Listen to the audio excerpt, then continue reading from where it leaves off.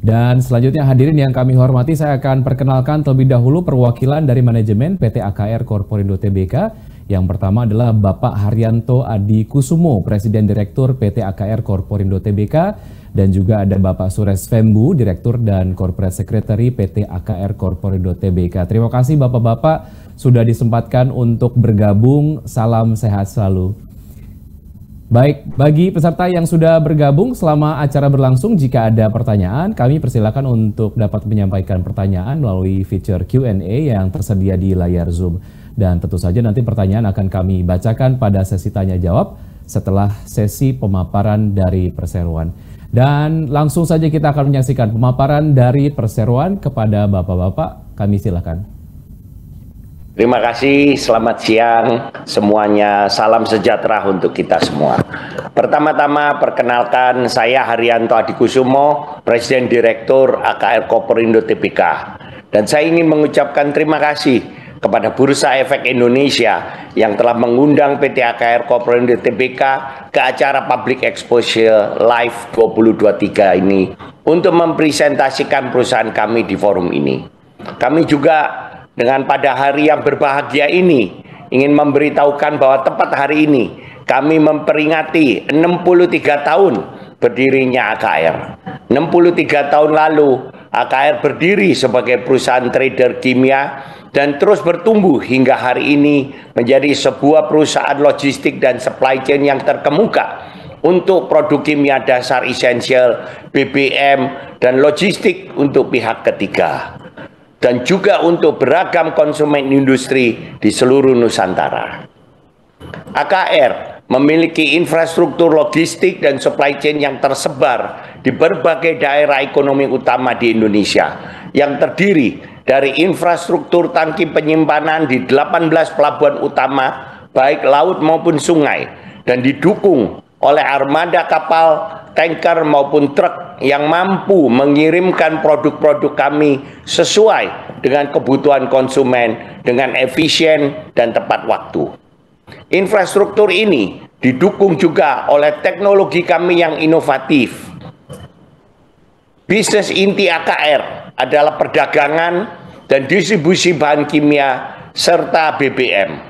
AKR menunjukkan hasil yang konsisten sebagai solusi supply chain company yang efisien kepada para pelanggan, sehingga AKR dapat menjadi perusahaan swasta yang terkemuka di bidang distribusi bahan kimia maupun BBM.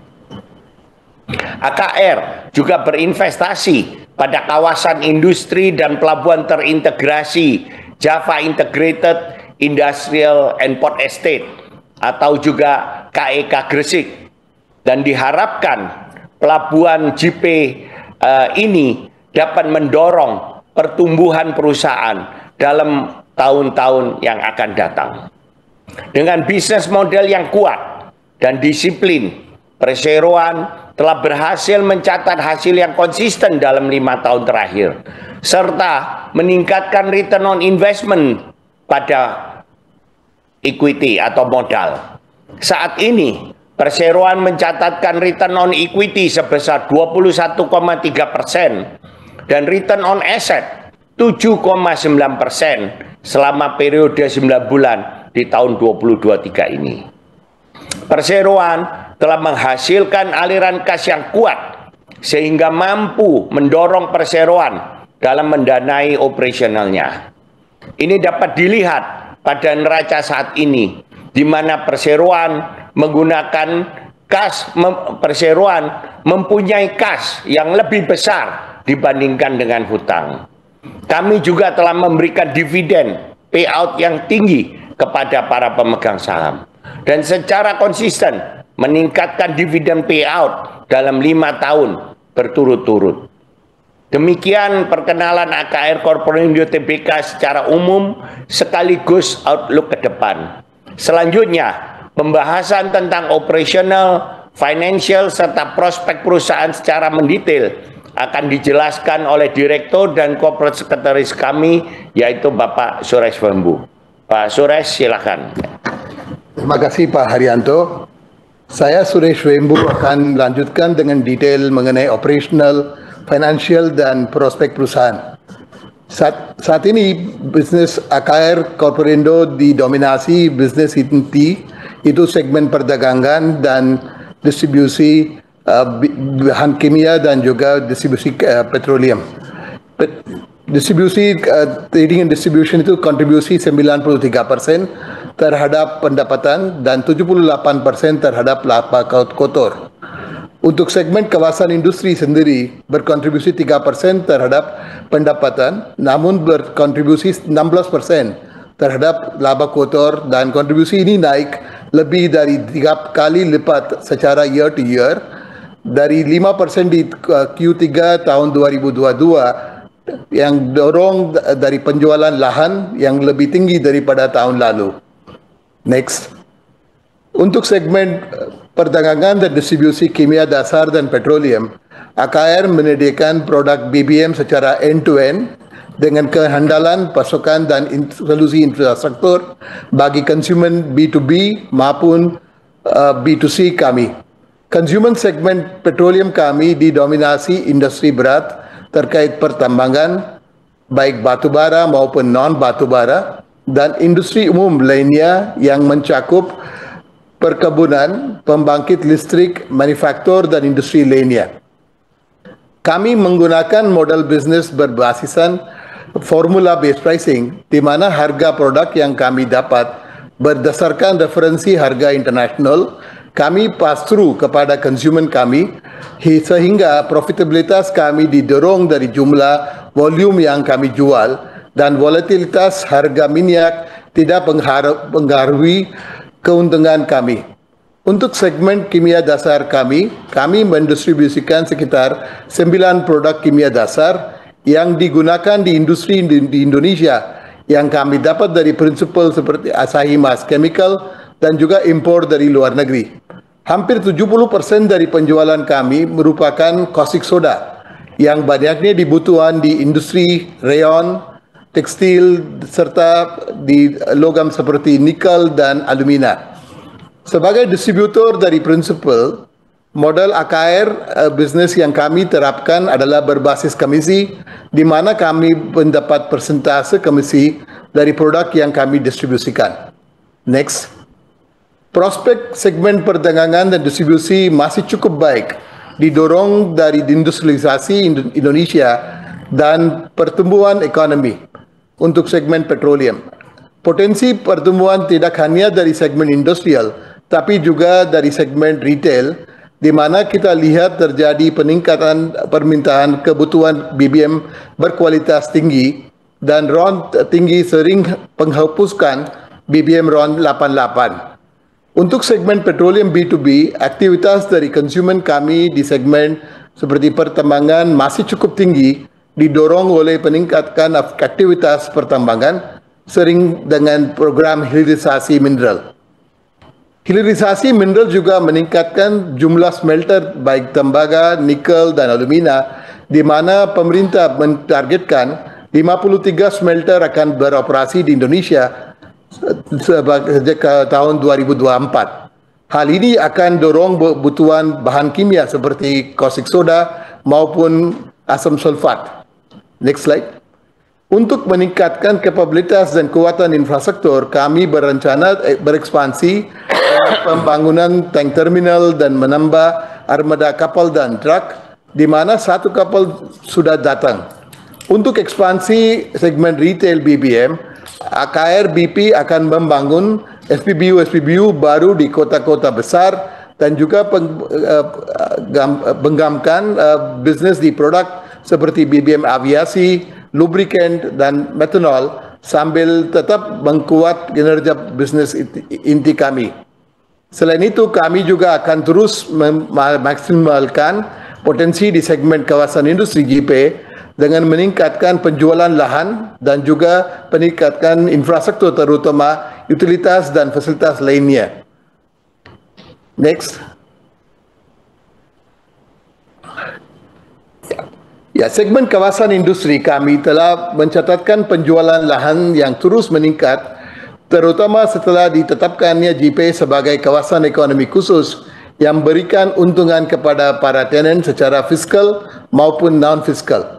Pada tahun 2022, kami berhasil mencatatkan pendapatan sebesar 931 miliar, terutama dari penjualan lahan luas 44,5 hektar, dan kami terus menjaga momentumnya di 9 bulan 2023 dengan penjualan sebesar 713 miliar dari 29,6 hektar yang kita sudah jual. Kenaikan jumlah permintaan dan potensi penjualan lahan datang dari industri yang berat seperti perusahaan smelter, kimia, kaca, dan penggunaan metal dan lainnya. Industri besar ini memiliki kebutuhan lahan yang luas dan utilitas yang masif, serta dukungan pelabuhan untuk aktivitas ekspor dan impor, di mana kebutuhan ini akan dipenuhi oleh JP sehingga perusahaan bisa mendapatkan pendapatan yang berlanjutan. Kawasan ekonomi khusus JP yang bisa lihat di gambar ini adalah kawasan industri yang terintegrasi dengan pelabuhan laut dalam yang terletak secara strategis di Gresik, Jawa Timur, dan akan didukung oleh akses multimoda lainnya seperti jalan tol dan kereta api. JP memiliki fasilitas seperti pembangkit listrik, juga fasilitas pengelolaan air dan limbah, juga jaringan gas serta fasilitas lainnya seperti telekomunikasi dan lainnya. Fasilitas dari utilitas ini akan menghasilkan pendapatan berulang di masa depan. Status kawasan ekonomi khusus yang ditetapkan untuk JP memberikan insentif baik fiskal maupun non-fiskal seperti imigrasi, tenaga kerjaan, dan kemudahan perjanjian lainnya. Next. Insentif yang diberikan oleh status kawasan ekonomi khusus ini terbukti mampu menarik investasi berskala besar seperti PT Freeport Indonesia yang telah membangun smelter tembaga single line terbesar di dunia di JP. Selain itu, Xinyi Glass, perusahaan besar dari China yang juga sudah mulai pembangunan pabrik kaca dan diikuti oleh Hailiang yang perusahaan juga dari China. Untuk update penjualan terkini, Sichuan Hebang sudah menandatangani CSPA untuk pembelian luas tanah 67 hektar, selain juga perusahaan kimia asal Amerika Serikat yang juga telah membeli lahan di tahun 2023 ini. Kami akan mentargetkan berapa potensi tenant-tenant JP yang beroperasi di bidang industri berat seperti metal, kimia, energi, elektronik, dan industri lainnya yang mendukung program hilirisasi dan menggunakan utilitas industri secara masif. Next.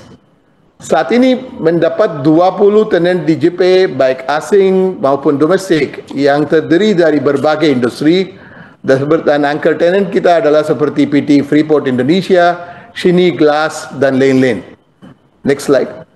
Pada dasarnya di JP, kami ingin membangun ekosistem dari industri yang besar di mana efisiensi optimal bisa tercapai. Ekosistem ini mulai berbentuk semenjak smelter tembaga terbesar sedang dibangun. Smelter PT Freeport Indonesia memprediksikan akan memproduksi banyak katoda tembaga, emas, dan perak yang akan digunakan oleh beberapa tenant lainnya seperti Hailiang. Hal ini juga terjadi di segmen kimia di mana perusahaan kimia internasional diharapkan akan mensuplai bahan kimia dasar dan untuk industri lainnya. Saat ini integrasi ekosistem antar rantai pasokan yang dimiliki oleh tenant di JP sudah mulai terlihat. Next. Kedepannya, JP akan memiliki 3 jenis sumber pendapatan yang berasal dari 1. Monetisasi sisa lahan. 2. Pendapatan dari JP yakni pendapatan utilitas yang berasal dari saluran listrik, gas, dan air untuk membangun income generation yang stabil. 3. Dengan integrasinya pelabuhan laut dalam serta kawasan industri kami juga proyeksikan pendapatan berulang dari pelabuhan kami dengan indikasi kebutuhan pelabuhan yang cukup masif, baik dari tenant internal JP maupun klien lainnya. Next. Kami proyeksikan kebutuhan listrik, gas, dan air akan meningkat terutama setelah tahun 2024, di mana di tahun tersebut lebih dari 3 tenan besar akan mulai beroperasi seperti smelter tembaga, pabrik kaca, dan pabrik tembaga. Sehingga dengan kenaikan penjualan tanah yang stabil dan operasi tenan-tenan di JP kami perkirakan akan berkontribusi lebih dari 30% dari laba kotor konsolidasi AKR. Selanjutnya saya akan menjelaskan tentang bagian pembahasan financial AKR. Next. AKR sangat untungkan oleh kekuatan infrastruktur yang telah dibangun sejak tahun 1980-an dan terbesar hingga Indonesia, tersebar hingga Indonesia Timur, sehingga AKR mampu menjaga pertumbuhan profitabilitas dengan level hutang yang sangat rendah serta menghasilkan cash yang kuat di posisi net cash dengan working capital management yang disiplin. Next. Di dalam balance sheet AKR, 22% dari total aset merupakan kas dan 24% merupakan investasi dan inventory lahan yang dapat dimonetisasi secara optimal di beberapa tahun ke depan. Di tengah ketidakpastian suku bunga, AKR mampu menerapkan strategi lean balance sheet sehingga posisi cash mampu berkembang secara konsisten dan hasilkan return on equity dan return on asset yang tinggi. Next slide. Posisi kas yang kuat membuat AKR mampu memberi reward kepada investor secara berkelanjutan. AKR mampu memberikan dividen dengan payout ratio di atas 50% selama 5 tahun terakhir dengan dividen yield antara 5-9%. Pada tahun 2023, AKR telah mendistribusikan 2 kali interim dividen dengan jumlah sebesar 1,48 triliun. Secara total sejak tahun 2019, AKR telah membagikan dividen sebesar 4,7 triliun dengan yield di atas 6%. Next. Selanjutnya mengenai ESG dan komitmen AKR mengenai sustainability saya jelaskan. Salah satu fokus kami dalam hal berlanjutan adalah turut-turut serta dalam menyediakan produk berlanjutan dan juga mengurangkan emisi karbon. Selain itu, AKR juga terus berkontribusi dalam menciptakan lapangan kerja dan meningkatkan perekonomian seperti yang kami lakukan melalui JP untuk Indonesia, khususnya untuk Jawa Timur. Next. Saat ini AKR dipimpin oleh manajemen yang profesional dan berpengalaman selama puluhan tahun. Saat ini AKR telah memiliki komite ESG yang terdiri dari manajemen senior yang menunjukkan komitmen kami terhadap ESG di level manajemen. Bisa lihat yang di komposisi BOD AKR sudah ada wanita lebih dari 40% dari komposisi BOD. Ini juga adalah satu hal mengenai gender equality dan juga promosikan semua karyawan di AKR. Next, untuk proyek terdekat yang berkaitan dengan berlangsungan, kami telah mendesain JP sebagai kawasan zero water runoff, di mana limbah akan kami olah dan air tersebut akan dipakai kembali oleh keperluan industri. Kami juga berinvestasi di energi bersih seperti di pembangkit tenaga gas dan solar panel yang kami akan pasang di pusat utilitas JP dan nantinya akan kami bangun panel surya terapung di lokasi selat antara kawasan industri dan pelabuhan kami. Sehingga tenant-tenant yang kebutuhan energi bersih dapat terpenuhi. Next slide. Kami telah menunjukkan progres yang positif dalam hal keberlanjutan. Intensitas emisi kami semakin menurun dengan adanya manajemen transportasi di mana berlanjutan kami mampu menghasilkan risiko berlanjutan yang rendah yang ditunjukkan oleh rating company Sustainalytics di range medium sehingga AKR bisa gabung di indeks ESG seperti LQ45 Low Carbon Index dan juga indeks Kehati. Next slide. Kami secara konsisten juga kontribusi kepada masyarakat sekitarnya, di mana pada tahun ini kami menanam 3.500 bibit mangrove dan pohon di Jakarta guna kurangi polusi, memberikan beasiswa tahunan dan memberikan dukungan fasilitas di sebuah desa di Kalimantan. Next slide. Saat ini kami juga menjadi sebagian dari IDX 30, LQ45 dan indeks-indeks penting lainnya. Sebagai penutup, kami ingin ini dipresentasi kami dengan sampaikan AKR adalah perusahaan yang telah berdiri selama 63 tahun dan telah berkembang menjadi perusahaan terkemuka dalam logistik dan supply chain untuk bahan kimia dan BBM di Indonesia dan merupakan developer dari kawasan industri terintegrasi KIK JP Gresik. Kinerja bisnis ini inti yaitu perdagangan dan distribusi tetap kuat dengan permintaan yang masih tinggi terhadap produk kimia dan BBM dari consumer industrial. Kami juga dengan peluang pertumbuhan dari segmen retail kami. Permintaan lahan di JP juga masih tinggi dengan lahan terjual dan komitmen penjualan lahan yang masih sesuai target. Kehadiran ekosistem industri di JP juga akan meningkatkan kebutuhan terhadap utilitas sehingga akan menghasilkan pendapatan berulang atau recurring income untuk JP hingga nantinya JP akan berkontribusi lebih tinggi terhadap laba AKR di masa depan.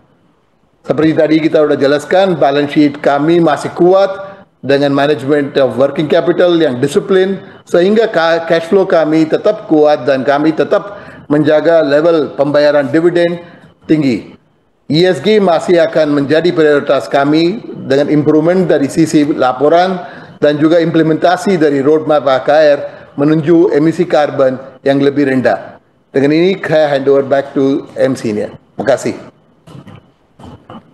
Baik, terima kasih kepada perwakilan perseroan atas pemaparan yang sudah diberikan dan saat ini kita akan segera memasuki sesi tanya jawab dan nampaknya sudah ada beberapa pertanyaan yang sudah masuk. Ini pertanyaan yang datangnya dari Chong Huate. Once JP Land Bank is sold and leased in 5 years, does Akra have future planning for similar industrial estate in other parts of Indonesia, for example, Kaltim? Silakan Bapak-Bapak untuk menjawab pertanyaan yang sudah disampaikan oleh Chong Huate. Sementara ini kami tidak memiliki rencana untuk membangun kawasan industri di tempat lain dan kami masih memiliki lahan yang saat ini lebih dari 800 hektar yang kita bisa jual dalam 5-10 tahun ke depan. Kami percaya meskipun lahan kami telah terjual habis, recurring income dari penjualan listrik, gas, air, wastewater, maupun jasa kepelabuhanan ini akan tetap memberikan pendapatan yang tinggi bagi AKR. Baik, oke, pertanyaannya sudah terjawab ya. Kita akan menuju ke pertanyaan berikutnya yang disampaikan oleh Bapak Toto Setiawan. Pertanyaannya adalah bisa disampaikan berapa target luas lahan yang akan dijual di tahun 2024? Kemudian Pak Toto juga menanyakan pertanyaan berikutnya, dalam beberapa berita disebutkan bahwa Asahi Mas Chemical sedang membangun fasilitas baru di Cilegon, direncanakan akan selesai pembangunan di tahun 2024. Apakah ada penjelasan lebih lanjut dari AKR atas hal ini, mengingat AKR pemegang distribusi Asahi Mas? Terima kasih. Silakan Bapak-Bapak. Kalau mengenai target 2024, masih kita buat budget untuk tahun 2024 dan ini masih finalisasi dan mudah-mudahan sebelum tanggal 15 Desember kita bisa dapat final budget approval dari komisaris kita, nanti kita umumkan. Tapi kalau lihat di tahun 2023 dengan penjualan lahan yang kuat per 9 bulan kita udah bukukan lebih dari 29 hektar dan juga kita sudah umumkan tanda tangan berapa komitmen, letter of commitment dari perusahaan-perusahaan besar dari satu adalah Hebang dari China untuk 67 hektar dan juga adalah komitmen dari satu lagi perusahaan dari Hong Kong yang juga mau buat satu lagi pabrik di JP. Kita confident di tahun 2024 juga penjualan lahan bisa lebih tinggi daripada 2023. Mudah-mudahan Desember 15 kita bisa finalize budgetnya untuk tahun 2024. Mengenai Asahi Mas Chemical, mungkin Pak Haryanto mau. Ya, saya rasa selama prinsipal kami berekspansi, yaitu karena kami sebagai sole distributor akan mendapat tambahan produk-produk yang kami distribusikan. Baik, terima kasih atas jawaban yang sudah disampaikan dari pertanyaan yang tadi sudah disampaikan oleh Pak Toto. Berikutnya ada pertanyaan yang juga sudah masuk, ini dari Christian Utomo. Menyampaikan, selamat sore, saya Christian Utomo, investor individu. Izin bertanya beberapa hal sebagai berikut. Yang pertama adalah bagaimana atau bagian mana maksud saya dari value chain AKR yang masih dimungkinkan dilakukan efisiensi cost tanpa mengurangi kualitas service maupun produk AKR. Kemudian pertanyaan berikutnya adalah masih dari Bapak Christian, segmen logistik AKR termasuk armada seperti truk dan kapal, apakah hanya melayani kebutuhan AKR saja atau juga pihak ketiga selain AKR? Silakan Bapak-Bapak. Jadi kami terus memperkuat IT platform kami. Karena IT platform kami ini sudah terbukti meningkatkan efisiensi daripada utilization logistik aset kami. Jadi ke depan dengan terus memperkuat IT platform, maka the number of kilometer per ton yang diangkut oleh baik kapal tanker kami maupun truk kami akan dapat terus lebih efisien. Terkait dengan logistik, yang armada kapal dan truk yang memiliki AKR, itu kita punya lebih dari 250 tanker, road tanker, dan juga sekarang 15 kapal yang angkut bahan kimia dan juga BBM untuk AKR. Selain itu juga kita sewa tangki. Seperti di Jakarta Tank Terminal, yang ada terminal yang paling besar dan modern di Jakarta, Pelabuhan Tanjung Priok. Kita juga sewa tank terminal untuk pihak lain, yang itu juga dapat income untuk AKR. So basically AKR memiliki business model yang mana yang infrastruktur yang kita bangun dan operasikan itu bantu untuk distribusi bahan kimia dan BBM dan juga untuk retail AKR. Selain itu juga kita sewa dan juga operasikan aset ini untuk pihak ketiga yang dapat income-nya untuk AKR juga. Terima kasih. Baik, terima kasih atas jawaban yang sudah disampaikan. Kita masih punya waktu beberapa menit. Jika ada pertanyaan lain yang Anda ingin sampaikan, kami masih tunggu sesaat lagi. Oke, ini ada pertanyaan yang sudah masuk ya. Masih dari Chong Huate, would Akra be investing in EV charging outlets at its petrol stations nationwide? Silakan Bapak-Bapak. Yeah, one of our strategies that we are employing in AKR is also to introduce EV charging in our petrol stations, especially in the petrol station where we are building with BP AKR. So to start with, we have started already developing infrastructure for battery swap, wherein in many of the BP AKR petrol stations in Jakarta, we provide facilities for two-wheelers for swapping the batteries. With the growth in the population of EV vehicles in Indonesia, BP AKR is also planning to introduce fast charging stations in due course. BP, as you know, has got technology and has services called BP Pulse worldwide, which we will also be soon introducing in Indonesia as and when the economics and the number of vehicles increase. That is very much in our radar and one of our strategies going forward. I'd like to explain in bahasa dalam di BP AKR pompa bensin sekarang kita sudah ada fasilitas untuk swap baterai yang mana kita kerjasama dengan pihak tiga untuk swap baterai untuk skuter dan juga motorcycle. Ke depan jumlah EV di Indonesia meningkat terus, kita lihat juga ada prospek untuk introduce fast charging di BP AKR pompa bensin, yang mana BP juga udah punya teknologi dan sudah ada BP Pulse. Ini adalah satu fasilitas yang sediakan di pompa bensin di seluruh dunia. Dalam waktu dekat kita juga mau bawa BP Pulse ke Indonesia. Makasih. Baik, terima kasih. Kita masih ada waktu untuk satu pertanyaan, mungkin related to the previous question. Ini ada pertanyaan dari Intan Pratiwi. Apa saja upaya AKRA dalam transisi energi? Apakah tadi jawaban yang sudah disampaikan cukup mewakili pertanyaan ini atau ada tambahan, Bapak-Bapak? Silakan. Selain EV charging, seperti tadi kita jelaskan AKR di proyek JP, kita juga lihat banyak kesempatan dan juga opportunity untuk energi terbarukan dan juga bersih. Seperti di JP kita nggak pakai sama sekali batu bara untuk produksi listrik, kita pakai gas. Ke depan kita juga mau investment di solar panel yang bisa rooftop solar panel termasuk floating solar panel di JP yang bisa supply energi dari solar ya, dari surya. Ini juga menjadi satu strategi AKR untuk energi yang lebih bersih ke depan. Mungkin ada tambahan dari Pak Rianto? Ya, cukup ya. Jadi kami saat ini sudah mengoperasikan sekitar 368 kilowatt-hour solar panel electricity. Ya insya Allah tahun depan kita akan membangun yang lebih besar, mungkin mungkin berapa puluh ataupun bisa di atas 100 megawatt dengan memanfaatkan lahan-lahan dan juga rooftop yang ada di JP.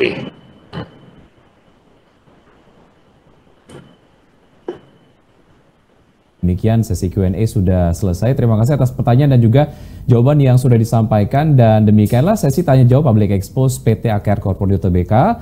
Karena keterbatasan waktu, kami mohon maaf atas pertanyaan belum tersampaikan. Apabila terdapat pertanyaan lebih lanjut, Anda dapat menghubungi Investor Relation atau unit terkait dari PT AKR Corporindoto Tbk melalui portal komunikasi yang dimiliki oleh Perseroan. Sebelum kami tutup, kami akan silakan kepada perwakilan Perseroan untuk memberikan closing statement. Waktu dan tempat saya silakan. Terima kasih. Jadi AKR merupakan perusahaan yang terintegrasi end-to-end supply chain terkemuka di Indonesia. Dan ini menjadi core kompetensi dan core competitive advantage perusahaan kami, di mana telah terbukti sejak tahun 2005 sampai dengan tahun ini kami dapat bertumbuh selama 18 tahun ini dengan lebih dari 20% compounded annual growth rate. Dan ke depan dengan juga pertumbuhan daripada ekonomi Indonesia, pertambahan smelter di Indonesia dan juga JP, maka kami percaya kami tetap bisa mempertahankan pertumbuhan yang double digit, dan kami juga percaya dengan kondisi balance sheet kami yang kuat, kami bisa tetap memaintain dividen yang baik untuk para shareholder kami. Mungkin itu yang bisa saya sampaikan. Terima kasih. Ya, baik, terima kasih Bapak atas closing statement yang sudah diberikan. Hadirin yang kami hormati, usai sudah paparan publik yang disampaikan oleh PT AKR Corporindoto Tbk.